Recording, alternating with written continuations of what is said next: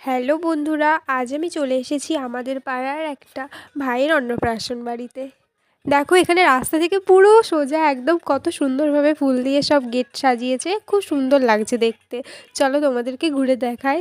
তোমরা একটু কমেন্টে জানিও যে কীরকম লাগছে সাজানোটা। আমার তো ভীষণ ভীষণ ভীষণ ভালো লাগছে।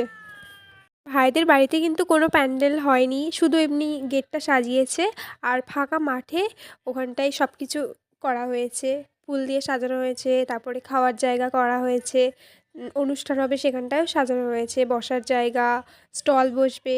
চলো তোমাদেরকে সব দেখাচ্ছি, দেখো তোমরা কীরকম লাগছে দেখতে। এখানে কার্পেট পাতা হচ্ছে আর ওই যে ওই জায়গাটায় খাওয়া দাওয়ার জায়গা, ভিতরেও খুব সুন্দর করে সাজিয়েছে। যখন খেতে যাব তখন তোমাদের দেখাবো যে কীরকম সাজিয়েছে জায়গাটা। আর এই জায়গাগুলো সব স্টল বসবে বিভিন্ন রকমের খাবারের। আর ওই যে ওই জায়গাটায় ভাই বসবে, আর সামনেই অনুষ্ঠান হবে, একটা গান বাজনা হবে রাতের বেলা, তোমাদেরকে ঠিক দেখাবো আমি।